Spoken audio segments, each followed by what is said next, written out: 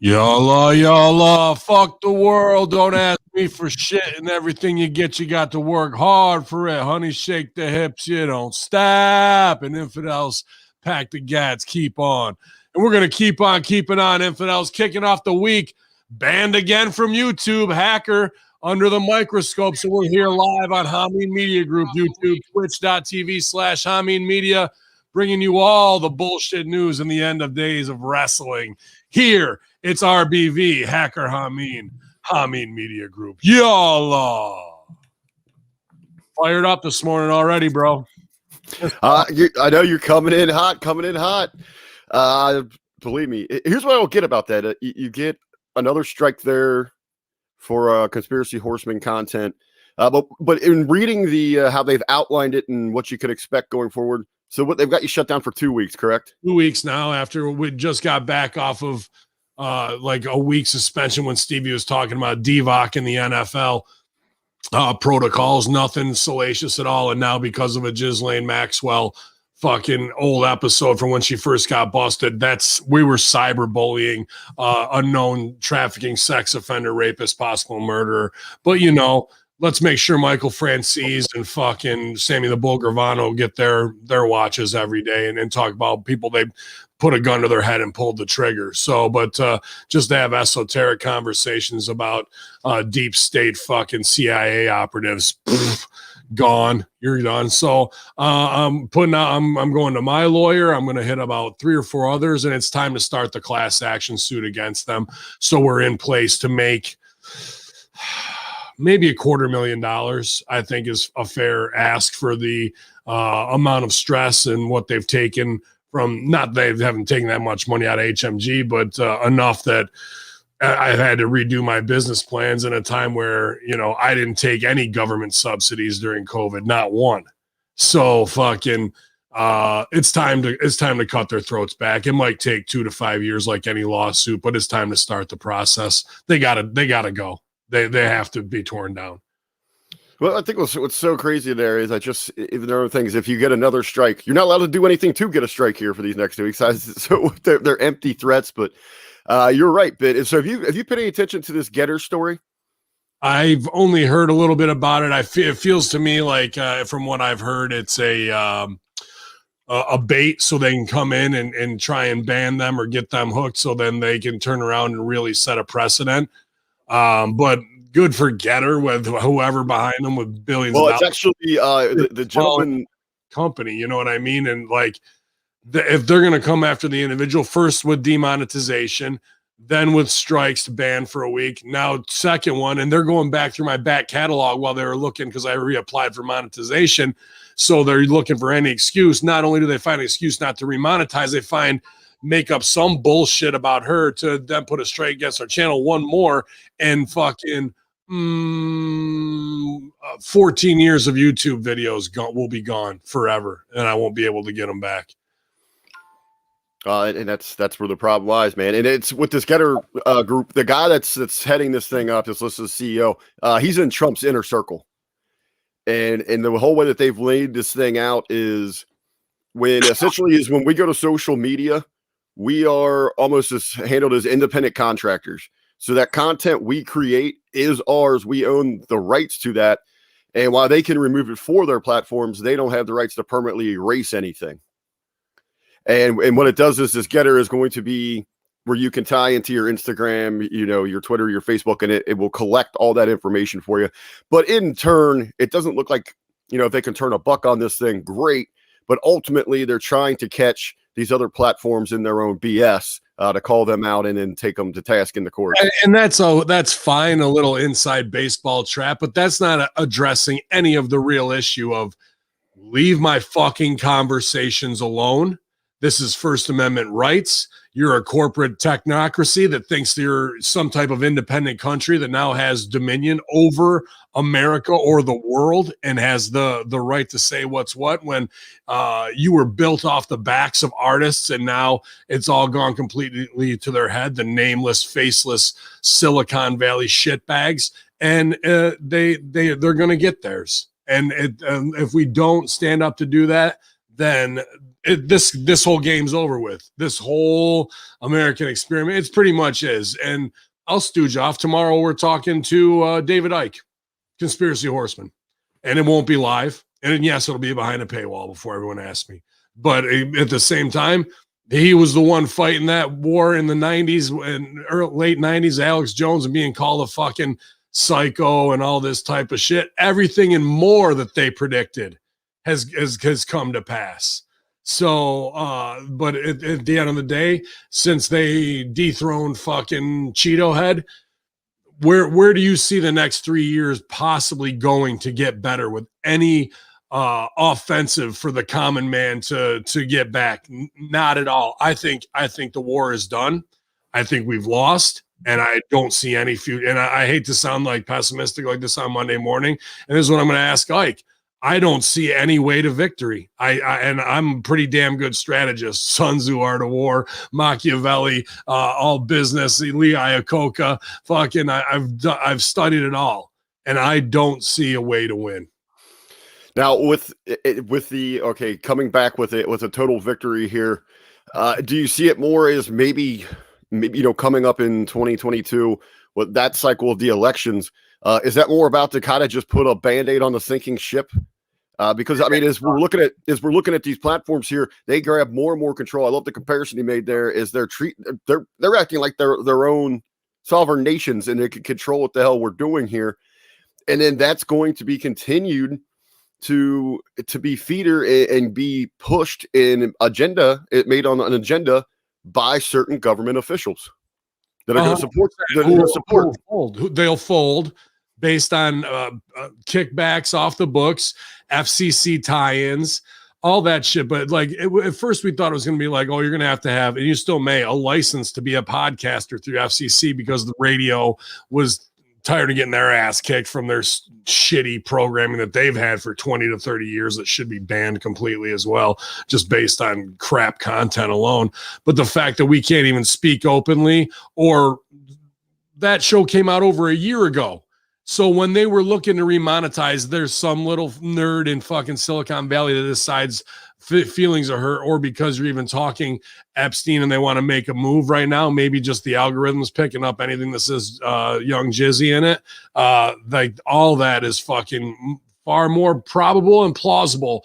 And that means there was a meeting in a boardroom where people sat around and thought that was going to be the better way to go, as opposed to First Amendment rights and keeping the dialogue open on anything. So all those people in that boardroom, you got to go. Absolutely. I want to know who they are. I want their home addresses out there. I want it all. I've had enough of them, because otherwise this is done.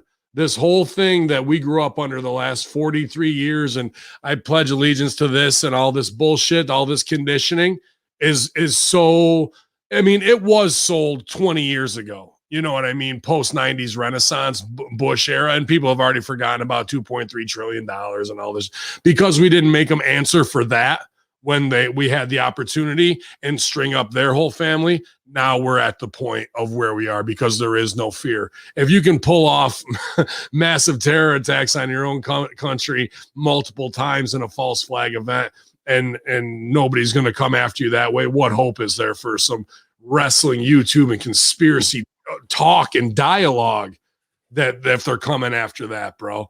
Like, and then it won't be me because I've got far more sense in this, but there will be another happening at YouTube headquarters like there was with the one girl, what have you, like 4 or 5 years ago, but it's not going to miss.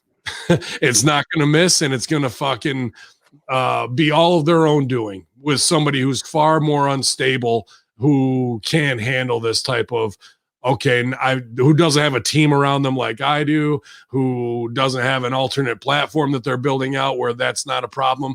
But when you do get conditioned even to the small amount of ad revenue, or our great fans who love that we were an independent media free platform, who would cheer bits or super stickers here or whatever the frig it is, like just that little bit to keep the machine rolling, they know if they cut the throat on that, we stumble and have to fucking regroup. And it absolutely has been. They've taken 10 grand out of HMG between Twitch and and YouTube with their bullshit this year and the past year. I say it was kind of funny before we went to air here. I shared it over in our chat.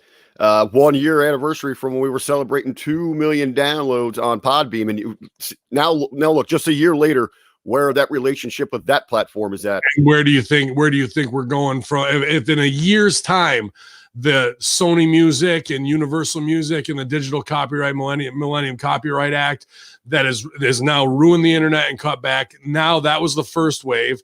After they got rid of Alex, they knew they could do anything they wanted. That's the real problem. So once they became emboldened off of that, the greed set back in. They came and hit everybody that they wanted to be gone, and anything as a part of a political platform to stop voices so they could hijack that election.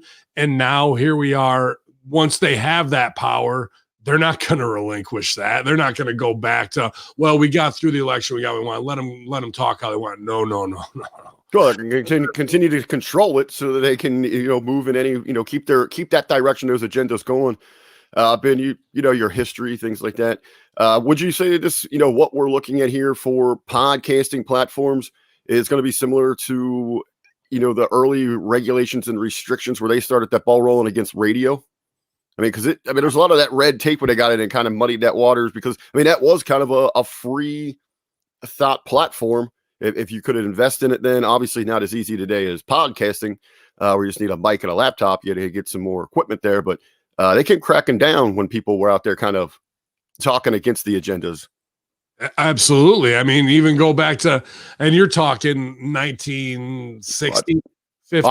I'd say, they really, even earlier, where you'd start seeing a lot of those like smaller regulations where that ball started rolling, probably like 30s. Early 40s. Oh, yeah, well, that's Hearst Media wanting to control everything. So you can look into the Hearst dynasty and what they did to bring about 3 world wars, really, through propaganda. But yeah, I'd say once you control the airwaves, you're controlling MK Ultra mass mind control. And what's his name? Brzezinski.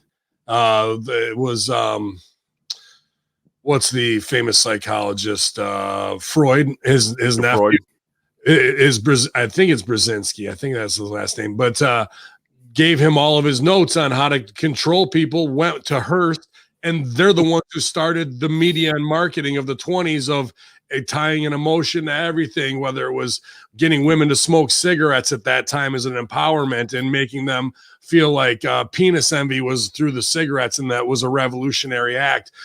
Women smoking cigarettes went up 90% in a year. So there's this type of mind control shit's been going on. That's incredible. Yeah, it is, dude. It's unbelievable. And in how they use it, whether they turn it into MK mind control for Sirhan and Charles Manson, or the masses for consumerism, it's all of the exact same operant conditioning mousetrap. And they don't want people, even people who are in it, who are Nancy Browns, know it at this point, but still continues. So us in the flow of lemmings as they run off the edge of the fucking cliff, there's no way for us to jump out of line. We're just getting pushed off by the thousands behind us who continue down this line because they're so fucking addicted to every little piece of tech and TikTok that they will put out there to get them to move one way or to the other, marketing wise, to make just a little crumb instead of knowing that we should be having a whole piece of the pie. And you scrounge and you're so, oh, thank you for this crumb, while they've taken away everything around you that was more than yours from to begin with. Pump up the volume. And you want to like even that movie. It's a movie, whatever the fuck. From what you're talking about in the late 80s, had a big effect on me, bro. Where they're chasing down Christian Slater, the FCC, and he's broadcasting, just doing his little high school angst bit, you know what I mean? And fucking all little stupid as teenagers go through thinking they're so important. But the bigger point in that is, look who's controlling the airwaves and who can say what. And now we're at a level. I don't want to say, I hate to use the words Nazi because it gets thrown around so fucking much. But when I see stories of they're going to go door to door to see if you've been DVOC jabbed, like where are we, and who's going to stand up? I've said this before. Where are the military leaders who are just saying enough is enough, and you're not doing this shit anymore? And putting lockdown and putting those in place who are allowing these technocracies to fucking run rampant. Because the only reason they are is because somebody on the Hill is getting kicked back from Pelosi in the millions upon hundreds of millions of dollars in untraceable Bitcoin or whatever the fuck they're getting at. This shit just doesn't happen by a little bit like this, dude. And I don't see. It's been tough the last month. I'm not trying to fucking bring it down. I don't see a strategy to even combat this to get back 10%. I think it's a total loss, to be honest with you. Just to point out, I guess if they start censoring your freedom of thought, that's the greatest tyranny that you're going to see from. Thought crime is right out of Orwell 1984. It's right out of that's the whole id for Minority Report, isn't it? Yeah. Go watch that. Even what you're thinking. So to say what we're saying right now, who knows if Hamin Media Group's not going to get struck today or 5 months from now when some little fucking stupid nerd in Silicon Valley decides, oh, that hurts somebody's feelings, or they get a directive from the CIA. No one says anything about Epstein and the fucking show's pulled. Well, we do have a couple, maybe cyberbullying plays into that, but we do have a couple social media stories that we're going to get to when we get to the news and the headlines and that. But first, I like kicking off the week asking you about if you made a little coin over the weekend. First off, you've been putting any action on the NBA finals? Nope, can't do that. New York State says we're not making kickbacks. We're not making money. No DraftKings, no Bovada, no nothing for you. And just out of nowhere, because somebody from DraftKings and Bovada didn't pay off somebody in Cuomo, Rumsfeld, and Clinton's fucking inner circle enough to keep that going. So now they're going to come up with their own way. And, after July 2021, it's all going to be revealed to you when we figure. But so they took a multi-billion-dollar betting industry because they didn't get their kickbacks and greed from whoever's running the Armenian mob. Who the fuck knows runs Bovada offshore. Nope, no betting for anybody. So you know what? That little joy that I had working with all of our handicappers here, nah, fuck that. That's gone too. You can't have that. They hit you statewide. They nailed it. Mm-hmm. Just going to automatically stop. It was on June 21st. Holy shit. I missed that one for you, man. Talk about some BS on that thing. With no bet. Like, I'm just a dollar bet guy, but right. Nothing. Can't do it. No enjoyment for you. Fuck Jeez, you. I mean, even if, like you said, it was $1, $5 here and there, put a little juice on it, makes it a little exciting. You're paying attention to it. Yeah. And every little bit's adding, like you said, it's going forward. It's driving the economy. We got things going on. And let me tell you how it hurts our listeners. And this is a bit on me too. But because of that, I'm sitting here watching UFC. And it's not that I don't enjoy the chat room or playing music, but because I did SmackDown Live Self-Help Group Friday night, I don't want to spend 3.5, 4 hours. And this sounds shitty. I don't want to say I like entertaining all you guys, but without having that juice on there and being interactive and having that, I'm just going to fucking chill out and not do anything. And that's where they're killing my creativity in things along those lines. I mean, I could make it a revolutionary act and fucking do whatever I want and come on, but that's where they're like, how much can you take and why even try if you know that it's over with? You know what I mean? That's with Realm. It's going to be a whole new model. Realm. Here's the problem with Hamin Media Group and Russo brand. we're first to get fucking slammed down all the time and come up with, look at all these alternate platforms. Everybody thinks Rockfin or Getter is going to fucking be the way, or the My Pillow Dick. How have they been doing? Nothing. You know what I mean? Like they're not there. And even with Rockfin, we met with the guy and he's trying to tell us that not only will you get $10 of when people sign up, you're actually going to get more. So you turn 10 into 15 because all these other conspiracy people might see your stuff that are watching theirs and come over and you get so I'm going, your business model is to give me the full sign up fee plus more. How do you know you're talking to workers? Do you even have a clue how business works? Like, and they only had 26,000 subscribers. And I expected that to be over 250,000. So that's a flawed plan. So my point is we're always having to be ahead of the game. And that's why we're building Realm out now. 2 years from now, everyone on the internet is going to have to do what we did. Will we be around and surviving? What way it'll be in, or fucking they'll find a way to clamp down on Vimeo and wherever else we're going to host. They're going to try it, but we're always ahead of the curve. And a lot of times we leave money on the table because of that. Does that make sense? And it's frustrating because that's been the story of my last 15 years is being ahead of the curve and then not being on it to fucking be the popular guy. You know what I'm saying? I don't know. I apologize if I'm just going off this morning. It's just it's things like this to try and strategize to win when I see no fucking light at the end of the tunnel to go towards. A continual pushing the boulder up the hill, man. Constantly, bro. Well, that's what we got. But hey, UFC, big talk of the weekend. Did you watch any of the fights there? Yeah, I watched it all, man. Watched it all. Mm-hmm. Undercard, what kind of jumped out to you before we get to the big headlines there? Dude, I felt super bad. I can't think, and Hartnett's in the fucking chat right now. Shout out Johnny Blaze. But the guy who usually does like the goofy hair, he had cornrows and gray hair. Okay, I knew you're talking about. I can't remember his name. Neon green, fucking. This kid took the fight on 11 days, right? And the guy he's fighting is a fucking sniper. I think he set the record for amount of percentage of punches landed. I think the kid took 208 out of 250 punches. The guy landed 80% on him, which is an insane amount, more than double what most fights are, and fucking in 3 rounds. And the kid is just eating these fucking rifling shots, and his face is getting lumped up, but he's still walking forward pressure. And then he'd take fucking 10 to land 2, but his 2 mattered. And you could see the other guy punching himself out. Right.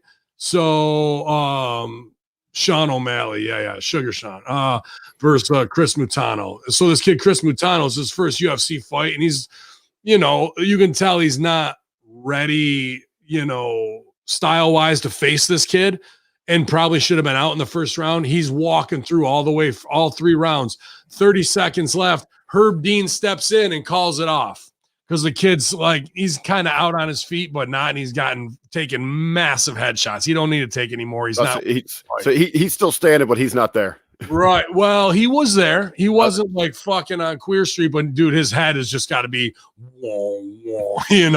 blood coming out of nose, eye sockets everywhere. But with 30 seconds left, and it was a good stoppage. I'm not going to say it's not, but it was a bad stoppage because this kid who's not ready for UFC yet was about to be made. That fight, everyone knows who won. It was about this kid's lion heart, and fucking Herb Dean robbed him of that, bro. He robbed him of, if the kid would have hung in there 30 more seconds, the place would have gone nuts when they were fucking raising hands. And the kid was even like, what are you doing, man? Like, he even knew that he just took this beating for nothing. He'll be forgotten about, as opposed to that fight where the highest percentage, but the kid didn't go down. It was the whole, you never knocked me down, Ray. You never knocked me down. You know what I mean? It was that moment, and they fucking took it away, bro. Herb Dean did. Now, there is something to be said of how many times does this kid's brain have to clack off the inside of his skull. I get that. But from the wrestling pageantry side that I come from, and like, this kid's about to be made in 30 seconds if he survives through this. And Herb Dean goes, nope, fuck that moment, bro. I mean, it just immediately as you're laying it out there, what comes to my mind is Austin with the crimson mask and the passing out. And he was made in a loss in that big moment. Yep. Yeah. And I see the moment coming. It's 30 seconds away. The crowd feels it. The crowd's on their feet going, come on, kid. You got your ass handed to you, but make it to the fucking bell. Herb Dean, fuck everybody's moment, guys. I got to get my shit in here. So, dude, that was a brutal beating to watch, but like, it just showed the heart of, this is my time and I'm not going down. And that kid could have been made. And now that fight's just going to go into history and no one's really going to remember it, dude. They missed a fucking $1 million moment. You mentioned the pageantry there, and it's one of the reasons. So it's in my what I always argue, it's why pro wrestling is so much better than MMA, is because you have that, you have the personas, and you have that you have the storytelling ability. Do you think backstage afterwards there was any conversation like, dude, you shouldn't have stopped that? Like, yeah, dude, if I was Dana, I would have because I would have fucking ripped Herb Dean a new asshole, bro. I was gonna say, because with Dana White, he sees that, he values the entertainment aspect. It realizes how hard it is to find those breakout stars in MMA. Yeah, and it's not like the kid was good. It was just about heart and the story. And Herb Dean robbed the whole crowd and that kid of his moment and story. And even the kid was like, "What are you doing?" And like, dude, it was bad, dude. I would fine him $100,000, to be honest with you. Wow. Okay. Because that's what it just cost in the future, because you could have rematched that in 6 months. You could have put that kid into an insane camp and shown like we know he's got the heart. Now does he have the skill to come back and fucking da-da-da? And there's a couple times he had old boy gassed up and fucking touched him up. He could have fucking knocked him out. Anybody has a puncher's chance if you're still hanging in there, and they took that away from him. The girls' fight was pretty good. The one tall chick from Mexico, the Russian girl she fought, she came out house of fire knowing that she had to do it, but she got fucking touched up, and usually don't see a lot of girl knockouts, so that was pretty solid. What else was really good? There's one big sexy bastard who looks like fucking Roman Reigns from Brazil, who fought somebody. He tries to do a bunch of flying knee shit and all that kind of stuff. That was he fought Nico, whatever it was, and that guy showed a lot of heart, because the guy he was fighting, he was kind of a fucking beast. Like, it was shocking that he was even in that weight division, because he got down to like 175 and he was over 200 pounds when the fucking fight was going down. So that was pretty hardcore too. The undercard on Wonder Boy, I think Wonder Boy fights suck since the beginning. The beginning ones used to be good when he would actually try and get his karate shit in. Now he just stands there waiting and doesn't even do like the side hip anymore. That fight was trash. I wouldn't book either of those guys again. And then Poirier, actually Connor saved by having his ankle break. Can you hear me, or am I sketching out? No, you're good. It was just for a moment there. I want to get to that main, I guess, the marquee. Yeah. First round going down, broken foot, correct? Broken ankle, dude. Broken ankle. Nasty, but it really saved him, because Poirier was gonna fucking knock him out in the second round. You can just see Poirier was way too much in beast mode. Does Connor got some shit? No doubt. But at the same time, not what Poirier was going to do to him in the second. So that kind of lets Connor off with a little, what are you going to do, bro? Now they're saying there was a pre-existing injury that was kind of nagging him. I think Poirier nailed it. I think it was on a checked kick, because right when he did it, you saw the fucking Connor winces a little, and Poirier's like, yeah, bitch, like, you want to go throw another one? I'll check that. And I think Poirier's right. I think he did break like a hairline fracture on that. And then when he sat back to fucking fire the right, the ankle just went and fucking broke the rest of the way, bro. So I think it was on the check kick, not some pre-existing bullshit that they might want to put it on to save face. But also, karma's a motherfucker. Poirier's 100% right on that too. Sure, fucking, he goes out there and talks a bunch of trash, because that's what sells tickets. That's why people love Conor McGregor. That's his gimmick. That's what we did to help out Colby Covington, and it took him to a huge level where he's fighting main events now, just based on being a good shit talker and a half-ass wrestling heel, which is what both of them are doing. But there's the pendulum swings one way, it's going to swing back the other way for the good guy. And I hope so, that it will in our favor. But with Poirier, he said, karma is a motherfucker. And that's really a great example of it, Plus, go nuts for fucking Conor. Let's talk about Conor McGregor and his fucking 2-time sexual abuse shit that he's been caught up for. So how many times has he not done it or not been caught? And how many things has he gotten away with because he thinks he's over and all this other shit now? Plus, if you're in the fight game, you're in the fucking fight game. You're not in the whiskey game. You're not in the suit game. You're not in the all that shit, bro. Because the second you are is the second your eyes is off the prize. And you got guys out here who don't give a shit about whiskey and suits, and they're gunning for the gold. You can't afford to take your 1% of your mind off of what could possibly happen with these assassins, because you're going to get devastated, bro. Well, so he immediately after the fight, though, he's already promoting the next fight, saying he's ready to come back. They're going to have that next round. I guess, man. Like Dustin Poirier, it doesn't, in my mind, it doesn't look like Conor can beat Dustin Poirier 1 out of 10 times, maybe, at this point. So they made money. It was a big draw. You got to see a guy get his fucking ankle snapped.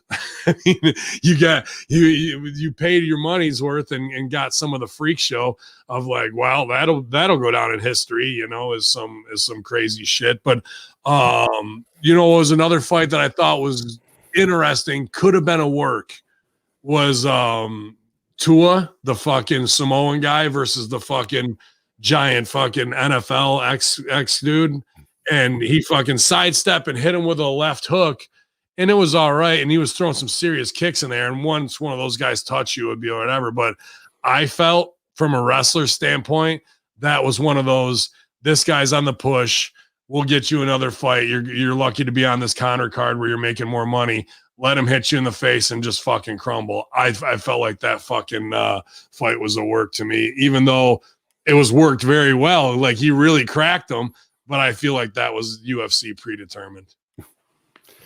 So, because how does that guy get over? How does that Tai Tuivasa get over?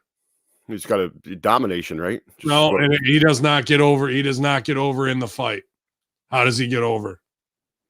Oh, you're talking outside of it, just in your mouthpiece, promotion, whatever? On the way back, he does a shoey, mate, and drinks beer out of a fucking shoe when he wins. Post-fight promo then, Eddie's. Dude, Dana's in this shit to sell tickets. He needs characters. The fight with that dude doesn't matter. You can do a one and done, and it's believable with that dude. So let him fucking piece somebody up for an extra $50,000 payday so we can get to the fucking shoeies, because we got to deal with Adidas or whoever the fuck, who they want him to do shoeies out of, that's worth $40 million. 50 grand to fucking Greg Hardy is an easy payday, and Greg Hardy's going to go, fuck it, he can knock me out. I'm already 7-4-0. What's 7-5-0? You know what I mean? So, and to get knocked out by a guy that they got on the push to the main event to be the top guy isn't like a bad look. Well, he got knocked out by the champ. That's just it. Those are the things where I feel like the Dana Vegas mob shit is definitely in there. And maybe they're working the fans, but to me, there's something that just makes the hair in the back of my neck stand up where I go, something ain't right there. So, and he gets over in his post show fucking thing. So Miller Lite, and one dude, I thought he was going to knock out in the crowd because one of the first shoeies he does, he pours the beer in there, and you see this other guy reach up with some hot sauce that he's trying to promote, some asshole from fucking Vegas trying to get on camera, and he didn't see it. He pours it back and goes, "Oh, what the fuck, mate?" And the guy's like, he goes, "Hot sauce," like a total dude. If I was Tuivasa, he should have knocked that fucking guy out right there. Then he goes and does 2 or 3 more, but like. That guy's a showman, but it only comes after he wins. You can't get knocked out and be doing shoeies on the way back to the fucking locker room. So the win is the must for the real part of the show. The big payoff. Yeah. Do they, now I'm assuming it probably doesn't happen actually in the fight camps, but maybe from the office, or are there PR people involved with each of these teams?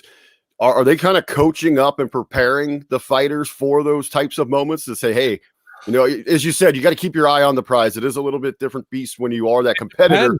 It depends who it is. If you have smart people around you, like John Hartnett around Colby, and also fucking American Top Team, and we saw Dan Lambert fucking steal the show on AEW Dynamite. Like, they know how to get that crossover. There's other people, I got to say, like a Dustin Poirier, even though he's in the main event, is Dustin Poirier memorable? Are people going out and going, he's the man? Like, there's nothing really to relate to him. Right. We need emotion attached. Dustin Poirier, a deadly fucking assassin, but he's not really selling. If you were to put him up against anybody who's like just another fighter and not a Conor McGregor shit talker, and there's not that heat there, is he going to draw the same? I don't think outside of it, not majorly, because even if he would now, it's because of that association with what he's had with McGregor. Right. So it's relatable. Didn't happen, but like, you know what I mean? And he didn't have that. He's just a good, badass fighter. He's not a money draw. I don't care if he's 18-1, or 18-0, or whatever it is, like you have to have something that the crowd now, and this is just how UFC is because of John Hartnett and ATT and Hamin Media and other fucking group, because of Conor getting it. I don't know who he had around him to begin with, but once they saw that and they started tuning that shit up, that's it. If you really want to go back to who was one of the first ones to do that, I got to go Tito Ortiz. Like when he was the fucking bad boy and doing all the fucking bury ya, and remember he'd get over with the fucking shovel thing in the ground pound.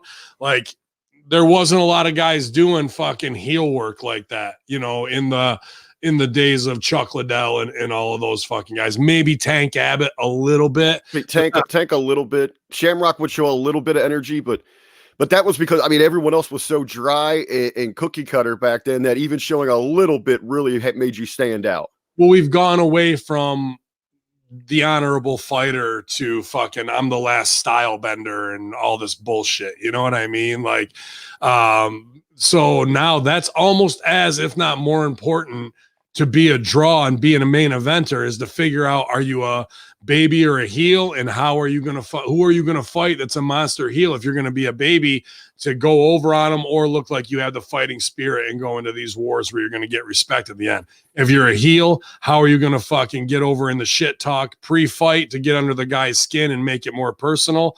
Or if you're a baby face and you go over convincingly in a work knockout, what's your post-fight ritual that's going to fucking make you into fucking stone cold and all that fucking shit, bro? So that, you got to have the chops to fight unless Dana's helping do worked fights for you. But it's all about marketing at the end of the day, bro. It's not love martial arts and love the respect and the discipline.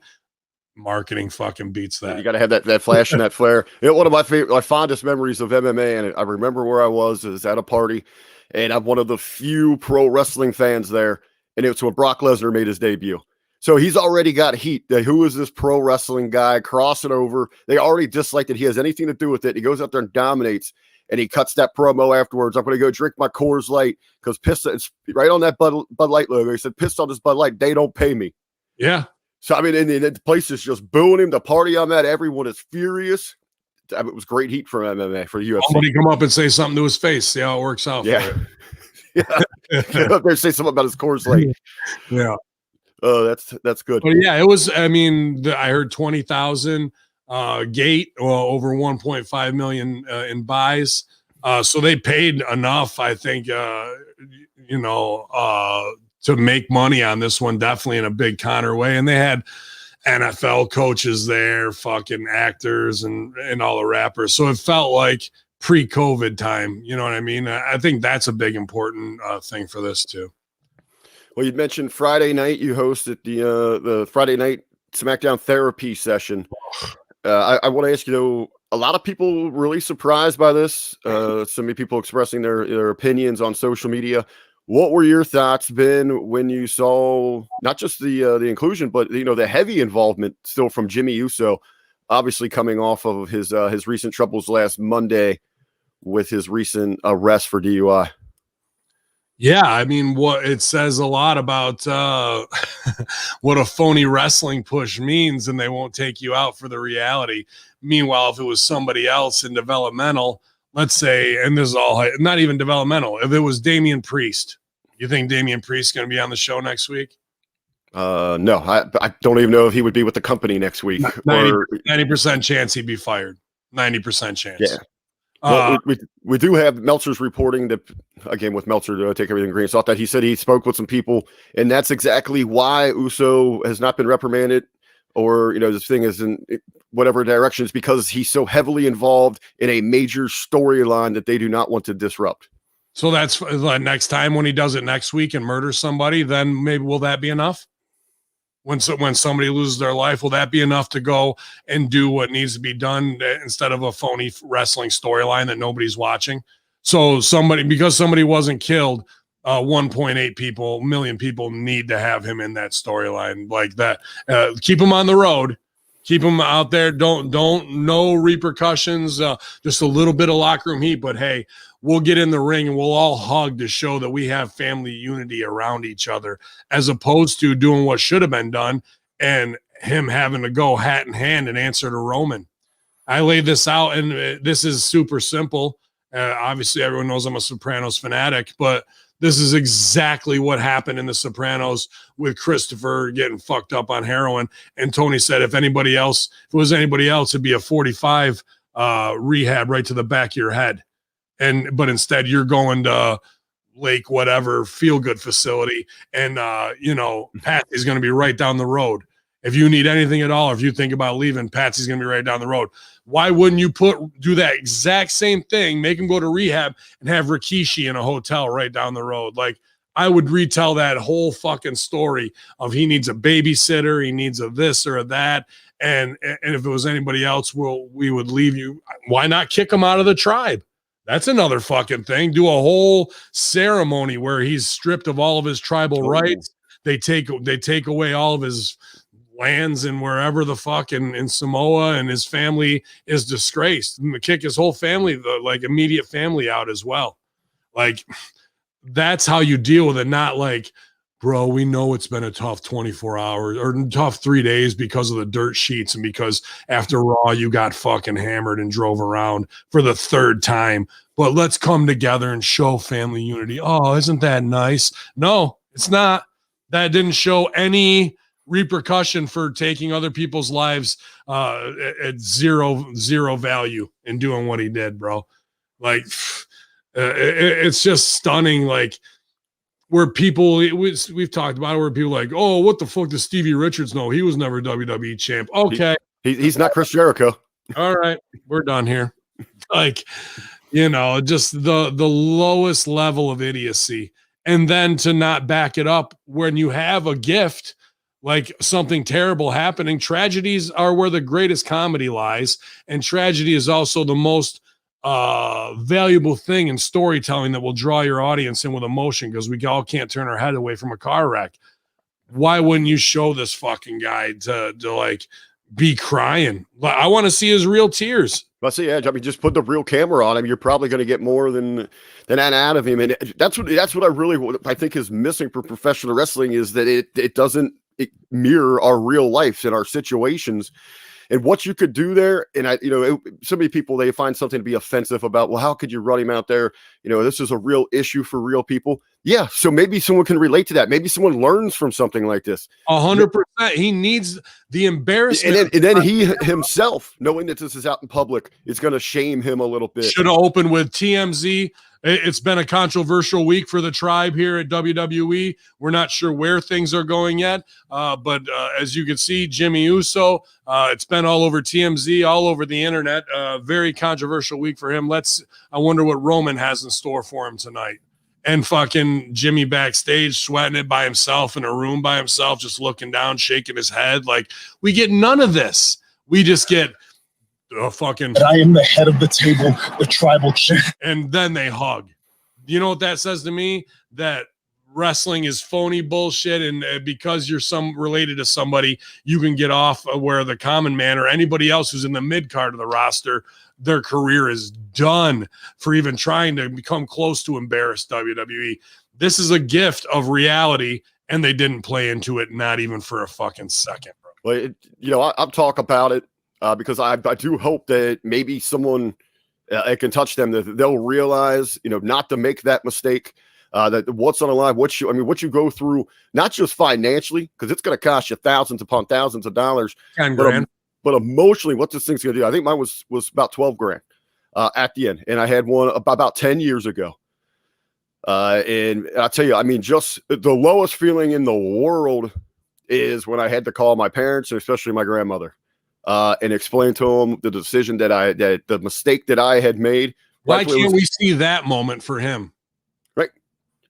Show him going to the drunk camp. One of the most embarrassing things, walking, you're in a pub, you're in a hotel area. I mean, so you got all these other people looking at this group, and you're getting these stare. I mean, they're going right through you. That you are the lowest of the low, absolute scum. And then outside of what it does for, I'm saying not just financially, but it's hard for an average Joe out there. I lost a job because of it. Sure. It completely redirected my life, and it took a while to get back on track with that as well. And those are real issues here. 3. Yes, that's the problem. No 3-strike rule. There's not even a 3-strike rule, and you're out, bro. It's we can't afford to take you out and rewrite something. You don't have the rewrite is the reality. What you're doing with the fiction sucks shit through a straw. You know what I mean? Like you see the numbers going down. This is as tragic as it is. This is a gift. You know what I mean? To put a huge injection of fucking emotion into this inside that inner circle that could throw Roman off so Edge can win, eat more easily, and then Roman can blame Jimmy, and we can fucking tell that story even more, bro. But, I mean, apparently Millie Tamirez isn't up on what's going on, and we don't have that fucking level yet. So, an absolute asshole move from a guy who should know better after losing twice, and then a terrible company move, not playing into it in the least. And also the way they did and the way they didn't play into it and just cover it up with a good time feeling moment was no slap on the wrist whatsoever. Go out and murder somebody with your car, come back and hug your cousin. It'll be fucking great times for everybody. In the reality of this, let's switch gears and talk about someone that is, I don't know, maybe victim is a little too strong of a word here, but Naomi, his wife, getting personal attacks on social media over this, to the point where she had to shut down her Twitter account. To me, that seems a little extreme here from some fans. Yeah. Well, Ray's going to go hard in the paint whenever you give him anything. I didn't know that. Yeah, I mean, come on, she doesn't have anything to do with it. I mean, obviously, yeah, it's her husband. She's going through something extremely emotional here too. I mean, she's the love of his dude. All that, bro. We should hear an argument happening in a locker room, and there's a voyeuristic thing, and she's screaming at him. I had to delete my Twitter because you're bullshit. When are you going to stop this shit? Like, I want to see all that is exactly what we should be seeing on TV, and not from like a setup. Oh, here's a scene with the camera, and now go do the scene. It needs to be done real. And and everything. Jimmy gets hit from every which way, from his wife, from Vince, from fucking Paul Heyman, from Jay, from the tribal chief, from the fans. And dude, this guy needs to be laid low. Like, that's really paying the piper of the embarrassment. If you're going to play at that high level on TV and do those things, you get embarrassed at that high level on TV and do those things. That could actually make his legacy more than anything else. And then if he stays off the booze for 10 years, what a babyface story that is for anybody combating alcoholism, who's had issues, who can relate and has been through it. To see him at the top of the game when they get inducted into the Hall of Fame and he speaks openly, that's having a complete story. Do you know, especially with everything operating in Florida there, do they offer any sort of like driver's assistant? I know here in Cincinnati for a long time, the Bengals had a string where they were getting guys were getting, DUIs left and right, get pulled over for different things. So, I mean, the team owner, the Browns, they actually had 24-hour driver services available to all the players. And I think they even at one time, if you were out after a certain hour, like you had to use the service just to make sure that you didn't get in trouble. Why the hell wouldn't you? Like, it's a multi-billion-dollar franchise, and do you have that there as opposed to the liability of one of your players murdering somebody when they're fucked up? Like, just to have that alone, what's it cost them to have somebody on call? So 365 days a year, let's say $1,000 a day, right? What's that? 365 grand. Like less than $500,000 insurance policy as opposed to what it would cost you. And even if you doubled that at $2,000 a day, you're still under $1 million. That's nothing to them, bro. Nothing. Not when you're paying guys $16 million for a fucking signing bonus. Are you kidding me? You're not going to put that in play. And why wouldn't WWE have that exact same thing to some degree in Florida?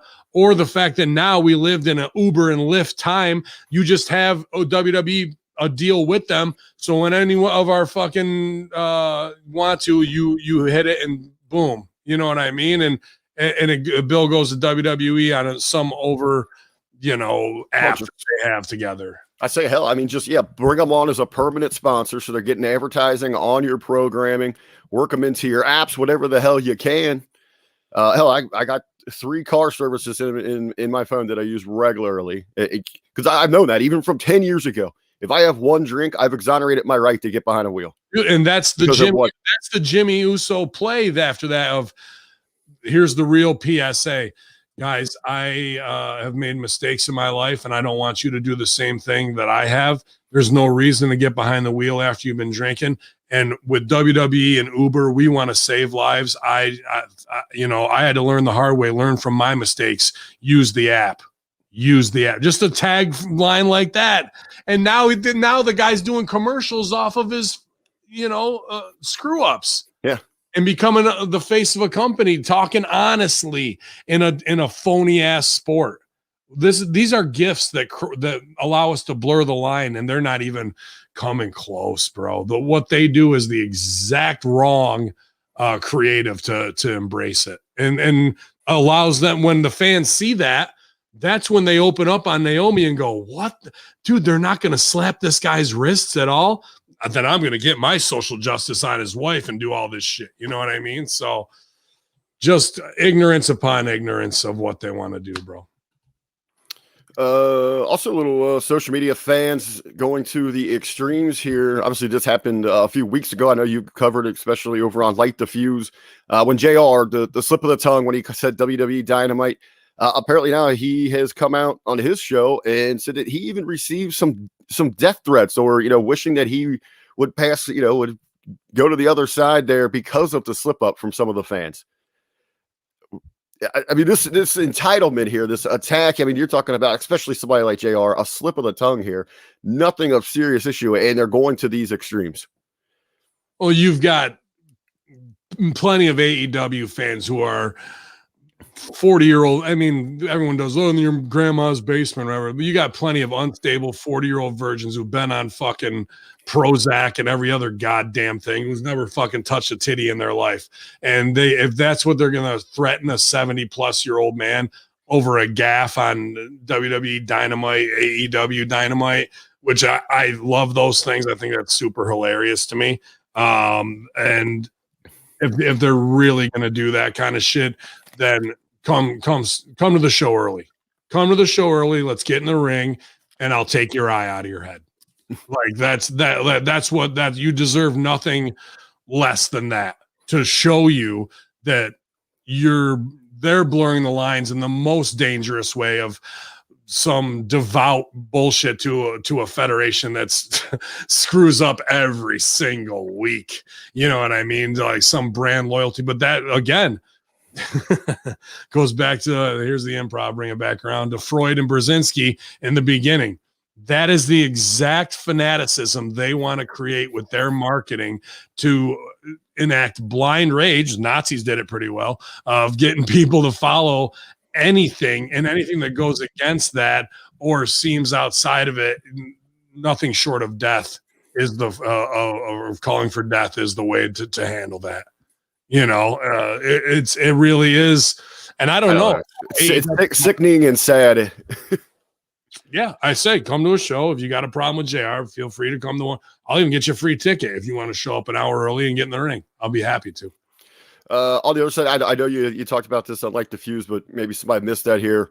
Could you get back and touch on the opposite side of that? Those AEW loyalists, we had somebody trying to get in the ring, and then took to social media and kind of, he was on the other side of it, where he, I guess, said he more aligns himself with the thought process of a Jim Cornette, which I think he greatly miscues or doesn't understand what he's hearing when he listens to Cornette critique AEW. But no, here you have mentally deficient adults who want to get their shit in for some internet stuff to feel loyalty to it, whether Russo brand psycho loyalists, fucking Cornette psycho loyalists, Conrad Marks, like people have their little things of their own tribe where they've been tucked away during DVOC every day and fucking feel like they need to, I'm a K100 Russo brand guy. I'm a fucking Cornette, and then you get these 40-year-old virgins who think that they're going to do something and get over. In that dude's mind, he was like, yeah, this one's going to I'm going to be the man at this. It was funny. That's exactly how he went to social media afterwards, like asking Cornette, like for his approval. Like, I did this for you. I did this for the cult and all this. And everyone's just like, no, dude, you just look like a complete JO. He is a complete jerk off with fucking probably a huge lack of social skills, probably on the spectrum, probably on multiple medications, and thinking that was going to be the way to go. And what really needed to happen was probably when he was 14 years old, he needed to get the shit kicked out of him. And that didn't happen at the right time to teach him a lesson, when somebody was probably like, no, Johnny, your feelings are important and whatever you say goes.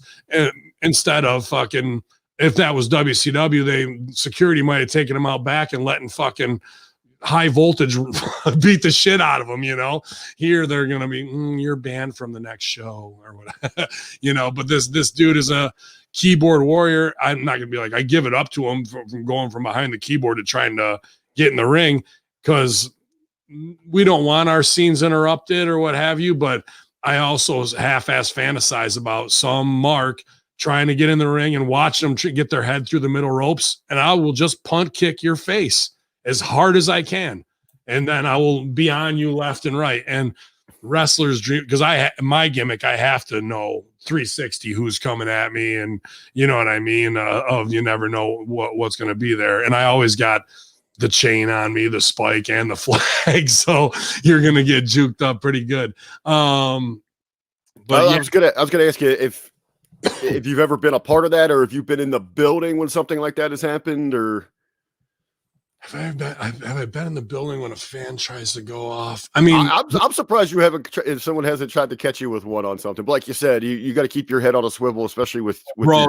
If you come at me, it's going to be bad. It's not going to be like security, get him out of here. It's going to be like, somebody better call the ambulance for this guy, because Hamin might kill him in front of everybody.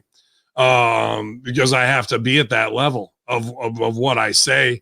I'm not like ready for it, because anybody asshole can pull out a gun at any time and do something stupid. But if you're man enough to fucking think that you're gonna go head to head with me, the most hardcore one is, I've told this story before, was Campbellsville, Kentucky, in the Armory.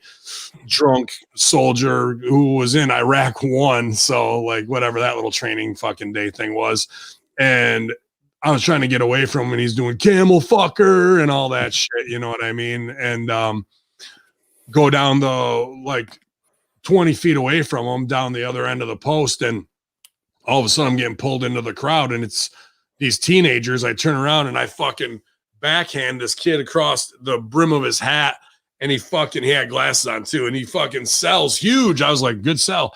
But the whole crowd thought I killed him. Like I fucking fully backhanded him. I came quick with it. It wasn't no working shit, because he's pulling me into the crowd, bro. I feel the flag get pulled, and I feel my suit get pulled. Okay, here we go. And of course, that kid was that fucking guy's son. So this kid's trying to show off for his dad, and I didn't know he's down there with his buddies or what have you. We had to take it home right away. We go to the back, and this fucking guy's like, that guy hit my fucking kid. I'm going to kill him. Fucking pulls out the Spyderco knife.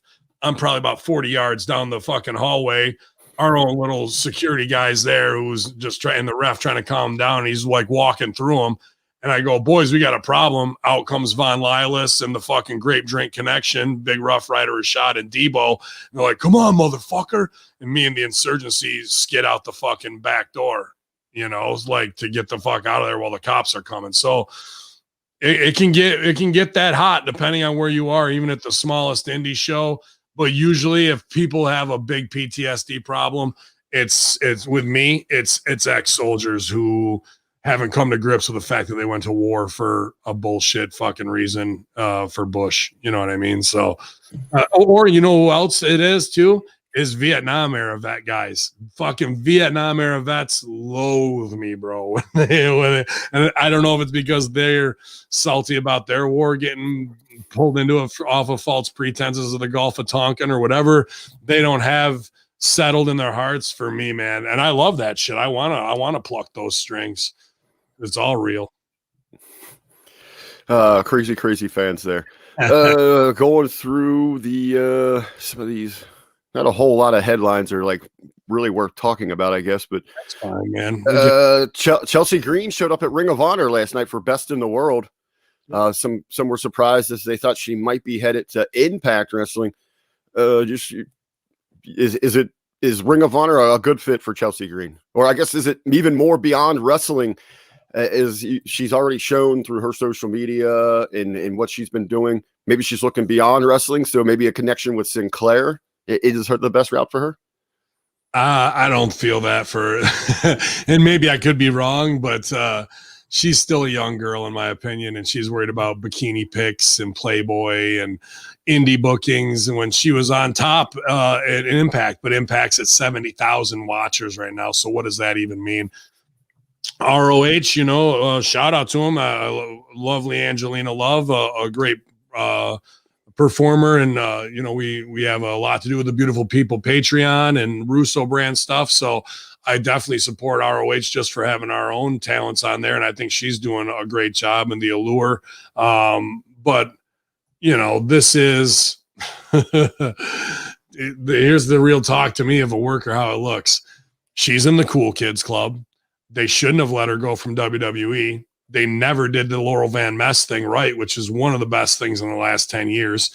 She's more worried about being in the Cool Kids Club than being a character actress, which is where her real money is, not being sexy and showing your tits and ass and fucking being an influencer.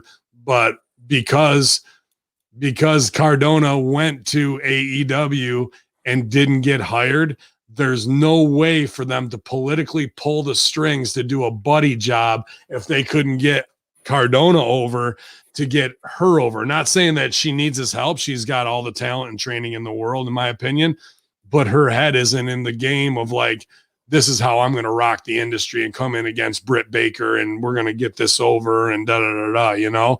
It's still about, oh, I have a podcast now and I have this. It's like going through the motions without really knowing what you want out of it. And that's fine because she's got years left. She's very young still, you know? So one of my favorite Impact performers of all time, like not just because she worked with Congo Kong and whatnot, but I loved that. Like the demise of her wedding going bad set everything in motion. Not that fucking Jimmy Uso is going to be that same way, but do you see how tragedy can set awesome shit in motion that way? But to be honest with you, that Cool Kids Club is a blessing and a curse. You get the shots, you get all the fucking likes, and you can make your money on your OnlyFans and your pro wrestling tees because you go to fucking New Year's Eve parties with Ricochet and everybody, whoever, whatever the fuck, right? But it also puts you on like the map of like, oh, she's just trying to get a job because she's XYZ. And I think ROH would bring her in on contract, but I don't think they have yet. I think they know that and they can go, fuck it, we can get her for $750, $1,000. Why not get her just for this once if we need to? Things work out and we want her, then sure. But that ROH women's division, I'm not saying it's well, they're going through a completely revamping of it and trying to rebuild it from the ground up. But I look at when they did it last time and Brandy comes out with the new ROH women's title and everybody's lined up there. So that was how long? 2.5 years ago? Yeah, maybe right around there. Now we're doing, in 2.5 years, we're redoing the women's division already. See what I'm saying on like credibility of what that looks like?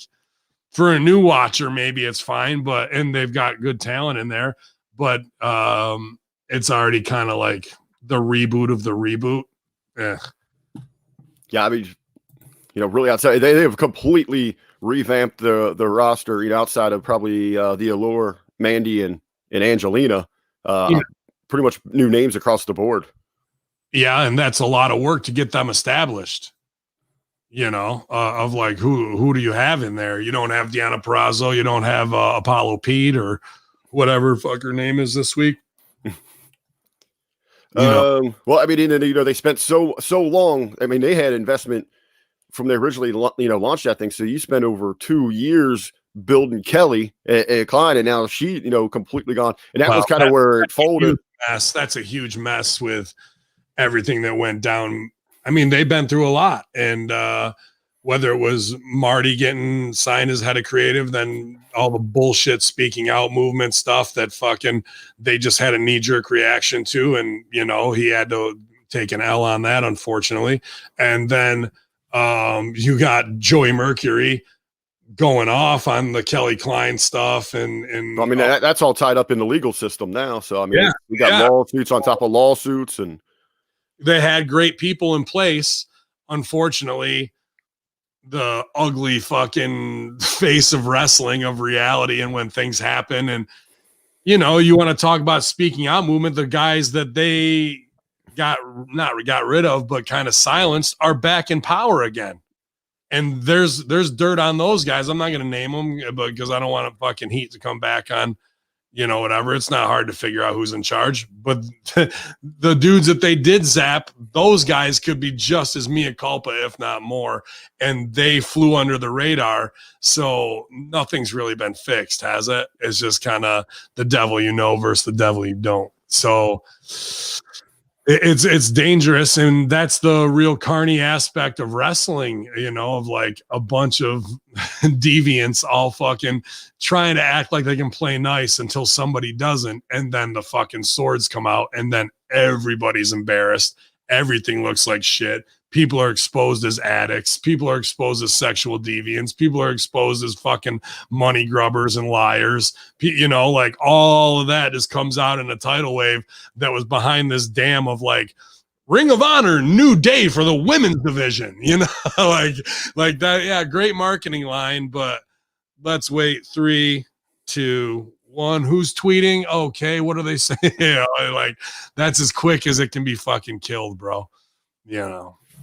But you had mentioned Chelsea Green, top of her game in Impact Wrestling. Another, absolutely legend, not just in women's wrestling, but in pro wrestling, was at the top of her game in Impact Wrestling as well, TNA Wrestling. Mickie James recently said of her last run with WWE that she regretted not bringing the Hardcore Country Act to WWE. She thought she left a lot of money on the table. Yeah, now, I've heard you regularly talk about this, from people that have made that jump. Chelsea Green herself, about how she didn't bring, the Crazy Chick Act to WWE, which would have stood out and gotten over. I know, Bully Ray's talked before about why we never saw Bully actually in WWE. They immediately reverted back to the classic Hardys instead of going with the Broken Universe. Worst decision ever. So is that something that internally WWE's like, nope, that never existed, because this is how we know you. We're not gonna, even if they're leaving their own damn money on the table, is it just they are so selfish and blinded themselves that they won't allow something that's worked outside of the universe onto their airwaves? If they didn't come up with it, it's fucking, and it got over. That's the worst thing possible. They don't want you. If you're not getting over what they got you, which is shit in WWE, they'll release you and go, well, go get yourself over and then get some buzz and come back. You go and do that, then you come back with the shit, and they're like, well, we didn't come up with that. We're not using it. We're going to put you into this instead. And da-da-da-da. So absolutely, there was millions left on the table. If they're going to do Bad Bunny, who nobody knows the fuck about at all, and no one knows, name me 3 Bad Bunny songs. Dude, I'm a 40-year-old white dude in the Midwest. Name me. You think I even heard of Bad Bunny before he went to WWE? Right. So that, like, if you want to appeal to the Latino crowd and have Bad Bunny, more props to you. Absolutely. Do the same thing for the country white bread crowd, bro, or even crossover. Bring in Darius Rucker, bring in X amount, get her to do a duet with somebody who's fucking made, I don't know, Chris Gentry. He's a guy, right? I don't know. Yeah. Like You telling me you couldn't get one of those dudes to appeal to that micro demographic? And then, or even if you want to in-house and really make them babyface, you have her and Elias do something together. Well, hell, your biggest connection, and he loves professional wrestling. He did work with TNA back in the day. You bring in Toby Keith, who's a big dude, and you put those two together. And Nikki's music, I like country music anyway, but her stuff's pretty good. And she would have been a huge hit with that audience, with their big demographic. And all you have to do is do the concert, and then the hip hop crew, Hit Row interrupts it. You know what I mean? And we're off to the races, and whatever it is, man. Like they missed huge on not tying. If they want to tie in music in these outside micro demographics, then give me the top 5 country guys or girls that we could get to come in and do something to give Mickey the shine. And then Mick sells tons of albums on the outside, and you can go, instead of Elias being like, and Elias sold the #1 in the soundtrack. How many sell? 2,000. Oh, well, Mickey could sell 1 million and be like platinum recording artist WWE and have all that for distribution underneath. Stock price goes up. But nope, she's not as hot as the Iconics, and she's older. Bullshit. And the other part there where they didn't want to go sexuality wise was their other idea, the Monday Night MILF, which could have brought back Trish Stratus, could have brought back fucking Beth Phoenix. What other hot moms do we have WWE? You know what I mean? Like, well, even all the ones that are coming up, hell, you could have left some money when you got the hot MILF and then eventually bring Becky back, and then you got a feud built in right there. And then you get those girls that are rotten because they just haven't had the time, like the Iconics, like whoever, working with top women that are where they don't have to have all the focus on them. They get the exposure and they understand how to work safe, slowly, and correctly, and fucking put it. And now you're giving the shine and the rub to the next generation based off of the nostalgia women who are still smoking hot. You saw the fucking Trish Stratus MILF body. Yeah, bro, she looks incredible, right? Like, and because they're doing PG in the first hour, they shoot Mickey down because did they come up with the Monday Night MILF? No. How the hell do you not run with that? Everyone's a fucking moron, bro, except for Mickey James. How did they not run with that? You mentioned Hit Row and two fucking multi-million, like either of those ideas could have gone from $2 million to $20 million in extra revenue in drawing, bro. You think the fucking, if they had the Monday Night MILF t-shirts and shit like that, like bunch of moms and shit who are 20s and 30s who are still trying to look hot like Instagram models, you couldn't get a whole line like that over. I was gonna say you could do a whole line, you could do swimwear, you could do lingerie, you do whatever the hell you want. All of it. And then when a girl gets pregnant and comes back, like fucking what's her name? Lacey Evans, she goes from one to the other and is the latest Monday Night MILF, bro. And even you could even get Steph in there. Everyone's a fucking moron. Oh, geez. I don't know how the hell you missed that one. You mentioned Hit Row. You know the genre, the rap and the hip hop. What did you think of their act on NXT? Their celebration, or where they all did the little cipher and rapped? Yeah, dude, they're great. Like they took from good artists create, great artists steal and make it their own. They took Death Row Records, the look of it. They have the 4 guys. They have the main dude that they're around, Swerve. So the rest of the 3 are supporting players, and they all do very well. She's supposed to be like Sweetie or Little Kim or whatever, right? And she's got the look. She's, in my opinion, she's already outshining I'm that bitch. What's her fucking name on Jade Cargill, who said that bitch and then never does anything on the show.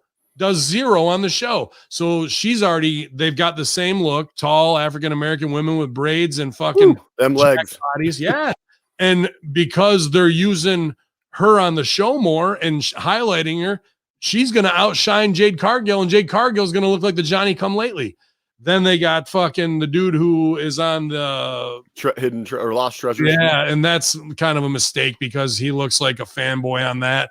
But on here, he's great. In the fucking match where he took the bump through the plexiglass and shit, like dude moves and he takes his own bump through.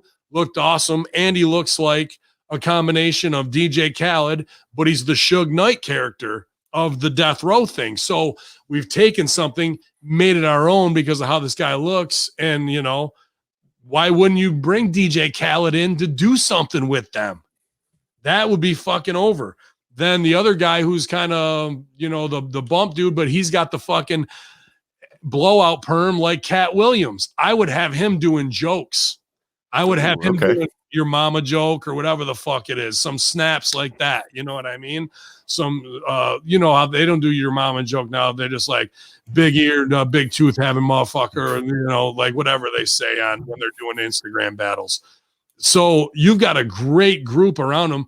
The thing that it's not that I don't like Swerve Scott. I think he's phenomenal. And the way he worked Bronson was exactly how I would have booked it. So I was very surprised how much he gave him to get over. But Bronson Reed, but he's coming out in like the Miz, and I get this because he's developmental and probably doesn't have a ton of money to spend on gear, and he spent a lot of money on gear. But now that gear to me is wrong. That Matrix looking shit. If it was me and you're doing Death Row, he's Tupac, bro. You got to send him out in the flak jacket vest. You got to send him out in the camo pants. He needs to be that 90s boom bap hip hop style, not futuristic, androgynous fucking Jaden Smith bullshit.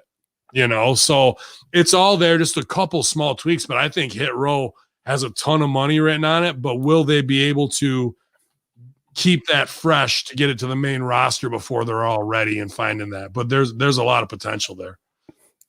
When you talk about, you know, the shelf life, keeping it fresh week to week, it's all going to come down to, obviously they probably understand the culture of the hip hop, the rap and all that. So they're going to have input. I mean, because you don't really trust a lot of those old white guys, like a guy like me trying to help write something for that, because that's the reason I wanted to know. That's why I asked you, you know, what you thought of the performance. Because I mean, I enjoyed it, but I'm thinking like, that's probably just because I'm a geeky middle-aged white guy from Ohio. Yeah, no, that it was good. It might have been the rawest hip hop, but they're committing to the bit. That's a bit you can't half-ass, and it's the same with the dude from the Acclaimed in AEW, the dude who raps. Oh, those guys are great, and they play off. They got that dynamic where you do got that snap guy that comes in that drops after he hits the line, and then he just brings it home with just like I said, just that snap.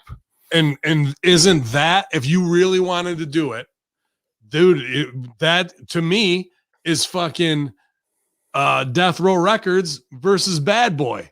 So if you wanted to redo some shit, why wouldn't you use Hit Row to bang on the Acclaimed in them, and then let Max Caster come out and drop a and I would even work this. I would have them talking in Florida, going out let's get all this shit going. We'll get all you guys over, and we'll redo the East Coast West Coast feud between fucking those guys and some hip hop shit. It's all right there, bro. But you got other fucking Saudi nerds who don't know how to run a company either. So it's whatever. I was going to say, hell, you laid it out to the perfect groundwork for them. They're all in the Cool Kids Club down there in Florida. Let's have an Instagram battle between the two. Why not, dude? Let's go hot back and forth and talk some shit about everybody. Like, that's where Max Caster can get a Jimmy Uso line in. And that's where fucking, they can get a that bitch line on Jade Cargill without having to call him out by name. But right. People are going to know if you're a real lyricist, which any of those guys can put together 8 bars, enough for what's going to happen to week go back and forth. Then people are going to be tuning in to go, fuck the match. I can't wait to see what they say in their little rap about AEW. You know what I mean? Because you're tuning in to say, oh man, are they going to say something about that, or whatever? And then yeah, you could get all the fucking shots in on Omega with all the homoerotic stuff. You would get shots in on Tony Khan. Then you can turn right around and go right back at gaming those guys, man, and fucking and Adam Cole and Gargano. Like, what are they going to do? They're not going to show up on your show, but the audience are going to watch that ping pong back and forth between the two hip hop acts, and it would be one of the best things in wrestling, bro. There you go. It's that simple, ladies and gentlemen. You're getting free advice. You're getting $1 million ideas right here in the Monday Locker Room. I think we did. I just gave him about fucking 20 million from Jimmy Uso's downfall to the fucking hip hop battle, bro. And that's what also kills me, bro. Aside from, I love talking this shit and I love thinking creatively and seeing the players and how we can get max value and inspire them to be the best they can be. But none of it ever gets done. None of it ever gets done properly.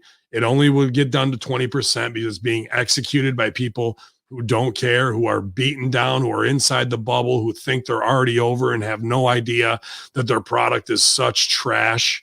And it goes the same for AEW. When I see fucking Aleister Black debut and who is this man? And Excalibur knows all about him, and Malachi, like you don't know what you're doing. You don't know what you're doing.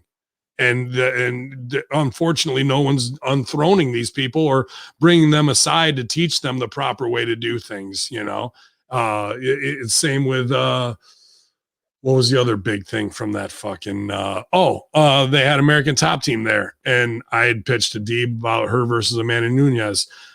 Fucking old boy takes the big huge bump from Murder Hawk, and that's it. Like, what should happen is then Masvidal and Nunez come in the ring, and then the shit clears, and we get the feuds of what's going to happen. We got none of that.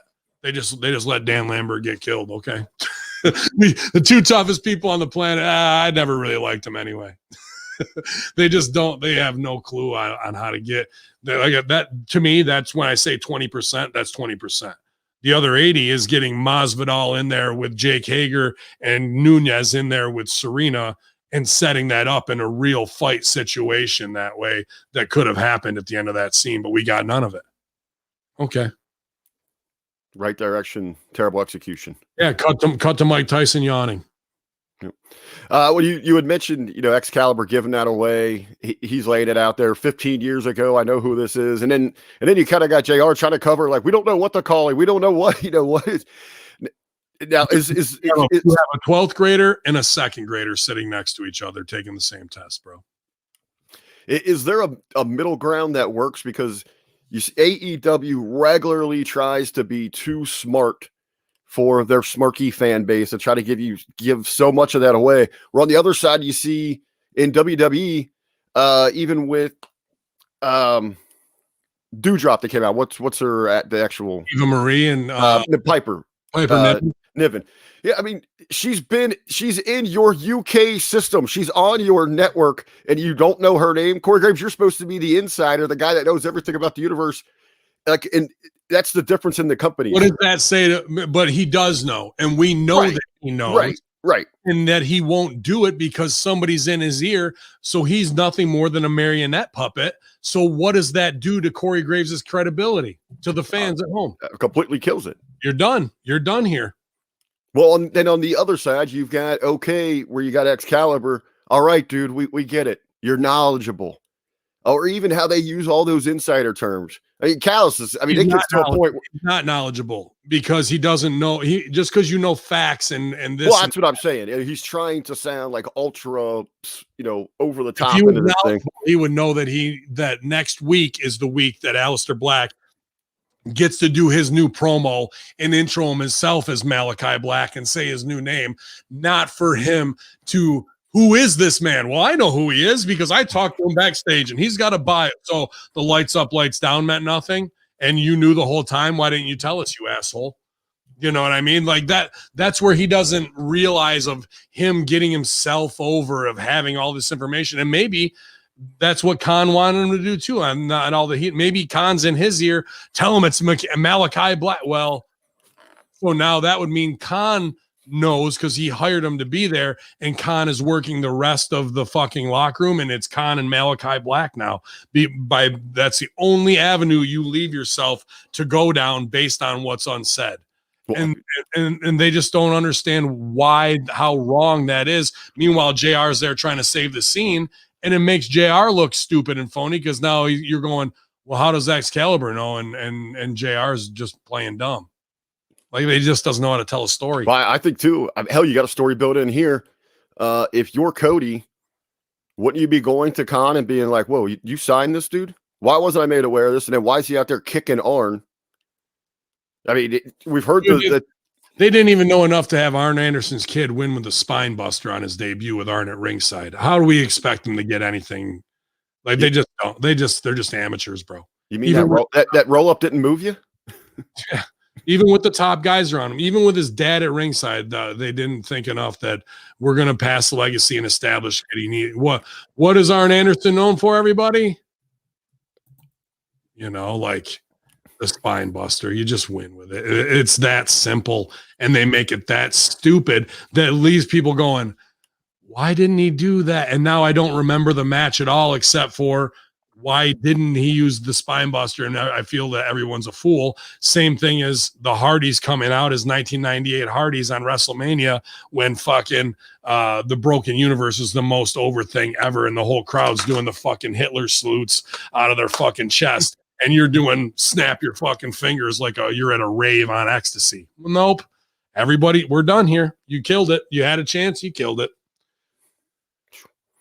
Ben, is there any other news headlines you want to touch on before we jump out of here?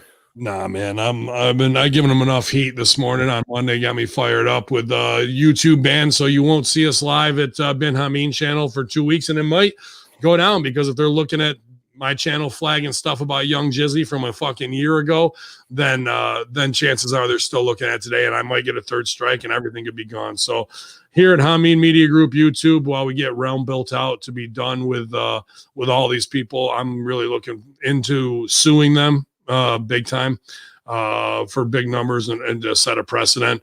And then, twitch.tv/Hamin Media. Appreciate it. Had some good cameo.com/Ben Hamin. You want birthday wishes. You want to get divorced and tell your ex off. If you want to quit your job, I'll be happy to cut a promo on anybody you want. As me, pal. Or me, infidel. But I'll be in Jersey this weekend. Titan Championship Wrestling. Looking forward to getting back out there for that made-up show. That was canceled because of lightning earlier in the month. So we'll be headed to Jersey. And then the 31st, I'm in Rome, New York with Immortal Championship Wrestling. The next night in Messina, August 1st, up there for New Breed Wrestling. 26th, I'm out in Indiana at the Catalina Wine Mixer in Vevey, Indiana. Vevey, Adam Cole, Vevey. And then we'll be hopping a plane that night, shooting back to Albany for the 27th. I will be, who am I wrestling for that night? Big Time Wrestling out in Watervliet, New York. So big month ahead, man, of shows and bumps, and hopefully people run into the ring so I can take all my frustration and anger out on them. So it'll be a good time. But thank you guys for all that support cameo-wise while we are demonetized. Every little bit like that helps, and I'm glad that you guys get something in return. Not that you're not getting it here with great Monday locker rooms. Friday locker room got a lot of great feedback from that with Stevie and I this week, because these real headlines that influence a phony sport are far more interesting to talk about than anything else, and present an opportunity for great creative that seems never to be capitalized on. So we'll keep on keeping it real here, not worrying about asking for a job or working some angle that's going to fucking, maybe that'll help me be in the good favor of somebody who can stab me in the back later. Nah, I'll just keep going on saying the real things with RBV, and time vilifies us every single time. And so does their ratings, going from 1 point to 1.47 and 1.8. Maybe it's time for another quick email to Fox and see if they really want to get their game back online. You know what you got to do as well, in addition to the cameos, you got to get ordained and do online ceremonies. I can perform if you want. There you go, man. As the Ayatollah bin Hamin will perform your ceremony live on any of our platforms. There you go. Fucking A. There we go. Look at that. He had that handy, it's almost like we had that planned. Yeah, I didn't. I was just right here in my bag. Fuck. But yeah, man, what do you got going on, RBV? Well, hell, this is one of my biggest weeks of the year, baby, because today, right here in the real Queen City, Cincinnati, kicks off Burger Week. Oh. So I've got some a little job doing some coverage Last year I hit 17 spots. The goal is 20. And don't worry, I'm not going to have like a massive heart attack. I sample at most of those. Okay. But going to go check out some awesome burger creation. I don't want to step on you. I want you to take your health seriously. You know that, right? Oh, I know, man. I love all the foodie pics and stuff, but I want to see you incorporate more cardio. I want to see you get that blood flowing if you're eating that stuff, man. There you go. But yeah, I'm looking forward to some great times, inviting a bunch of people to get together and go check out these different, check out the environments and the vibes. But yeah, Cincy Burger Week's going to keep me busy and just keep rocking away with everything else we got going on. Keep up with me across social media at The Real RBV. Love it, man. I appreciate you leading the way this morning on the Monday Locker Room. Always a good time, especially when we've got hard-hitting heater things to talk about, man. So, whatever. I just trying to swear less, but they're not making that possible. You got to work with what they give you. Yeah, man. So we'll be here, Hamin Media Group, YouTube. You guys make sure you keep it locked for when we go live the next 2 weeks, because I'm locked out of my own YouTube. Twitch.tv/Hamin Media. Check out all of our Patreons. New beautiful people's up.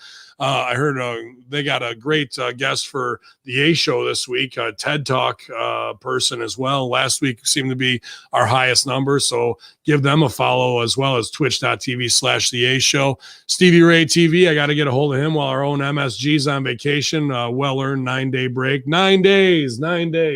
Down in Arizona, correct? Is that where you went? Down in Arizona, man, sipping on the iced tea, having a good time. So we'll hold it down here. I got to do some Amber Neal, Larry Hankin stuff. What else is on the list? Russo brand big day tomorrow, but also the David Icke special that we're going to be putting together. I'm very excited about, and almost unnerved based off of how I kind of feel of, is there a way to even come close to getting a victory against this massive impending deep state that's got us all under their thumb? I don't know. I'm looking forward to see what he has to say, though. But y'all infidels, that's plenty of show for you here. It's the Monday Locker Room. It's Big Burger RBV and Hacker Hamin. Y'all.